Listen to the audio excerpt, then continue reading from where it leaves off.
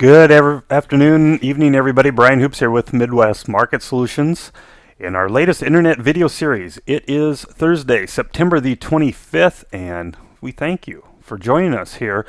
And also to everybody who's responded with comments and questions or ideas for future commentaries. We'd love to hear from you. If you have some ideas or if there's something you want to learn more about, please drop me a line, give me a phone call. You can email me, contact me through our website, midwestmarketsolutions.com. Or if you have other ideas of things you'd like us to talk about, subjects to go over, that sort of thing. We'd love to make this not only fun, but also informative and educational. So this is a great way to learn from the comfort of your own home. And as with this type of meeting, if you have questions, please just send us a message on Twitter or email me. bhoops@midwestmarketsolutions.com is my email address. Now, tonight, we've got a special look at grain harvest strategies. We're getting tons of calls and questions about what producers should do with their crop that they have that they're harvesting. Monster crops out there. What do we do with it now that we're getting it harvested?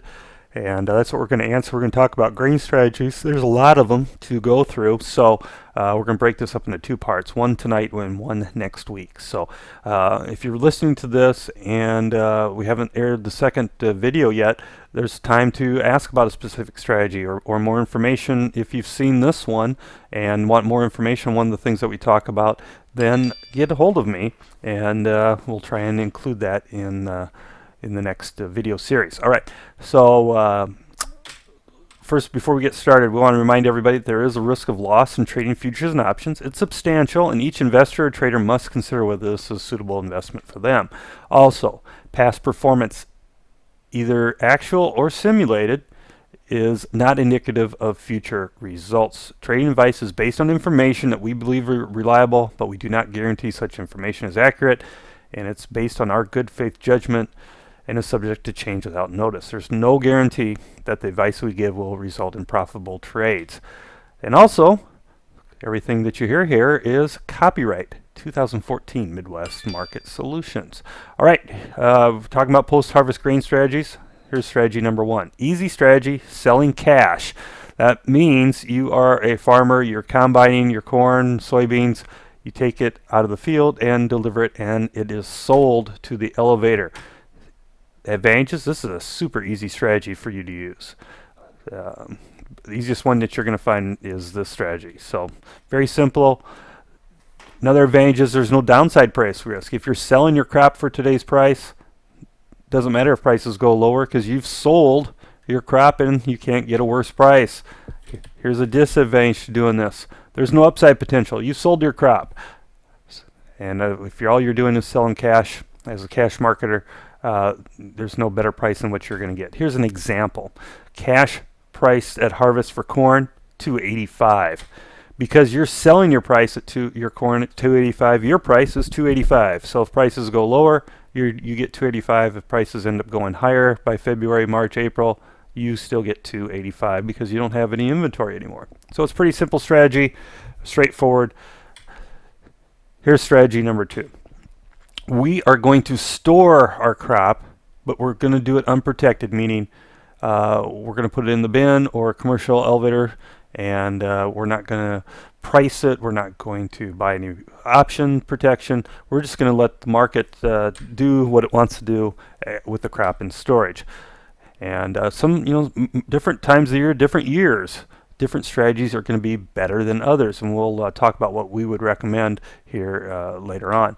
Okay, advantages to storing the crop and leaving it unprotected. It's a pretty easy strategy. You're going to, instead of, after you combine it, instead of taking it to the elevator and selling it, you're going to put it in your storage bin at home and lock the bin door. Of course, you're going to check it for for spoilage and that sort of thing, but pretty easy strategy. Another advantage, if prices rally, you have unlimited upside potential because you still have your corn. Disadvantage, what's big disadvantage to this strategy? What happens if prices go down? You have unlimited price risk. We talked about corn at $2.85. Let's look at that as an example, and we'll use that throughout all of these strategies. Harvest cash price for corn is 285, like we said. What happens if prices move lower? It goes down to 225, let's say by February. The price you get is 225 because prices have moved lower. So now you've stored your crop. You could have had 285 at harvest. 3-4 months later, it's 225. However, if prices move higher, 325 by February, you get 325. Let's go back to your advantages. You have unlimited upside potential and unlimited downside price risk. So pretty easy strategy, just storing it unprotected and take whatever the market gives you. Okay, strategy number 3. And the last one we'll look at tonight. We'll do more next week. You're going to store the crop, but you're also going to buy put options. And what does a put option do? Put options protect the downside in a market that you pay a premium, and then the downside is protected. So let's talk about this strategy, and let's talk about the advantages. First of all, it is easy. You're going to store the crop. You're going to make your phone call to us, your broker. We're going to buy some put options for you, and at that point, we're pretty much done.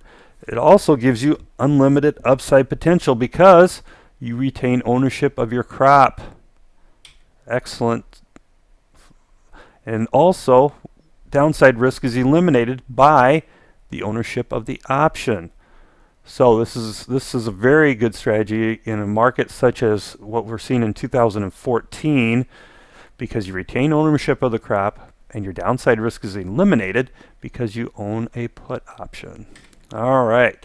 What would be a disadvantage to doing this strategy? Well, there's always a cost involved when you buy an option. The cost of the option, max cost, is the option premium. We talk about things to know in an option. An option premium is what it's going to cost you to own the option for the downside protection. It's a lot like buying insurance. You buy crop insurance, hail insurance. It protects you in case it hails, and there is a premium that you pay for the hail insurance. Same thing on buying these options. There is a cost involved to have that protection. All right, let's look at an example of buying a put. All right, so again, harvest cash price for corn, $2.85. You buy an at-the-money put for 20 cents. Okay, so you're not going to sell your cash. You're going to hold on to it, and you buy a put option with your broker, Midwest Market Solutions, for 20 cents. All right, what happens if prices move lower to 225 by February? Well, that's okay, because your price, you get 265 out of this. You still get the 285 that was guaranteed at harvest, but you did spend 20 cents. So instead of 285, a net cost would be 20 cents off of that 265. So you get 265, prices move 60 cents lower. You still get the price that was offered at harvest, and you've got downside protection here. So not a bad strategy at all, locking in the price that it was at harvest. All right, what about if prices move higher? So say they do the same thing we talked about in our other example, move to 325 by February. Your price is now 305. How did we get that? Well, remember, your price was 325. That's what you get when you sell your cash, but you did spend 20 cents on that option premium. So take 325 minus 20 cents, and you get 305. That's your price, net price, again, that you're going to get. And how this works is prices are 325 in February at your elevator. Empty your bins. You sell cash to the elevator for 325.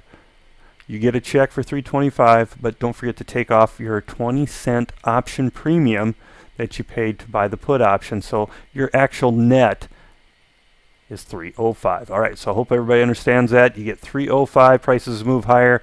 If prices move lower, you get 265. You can see this is a lot less risky of a strategy. No, not much risk involved in here.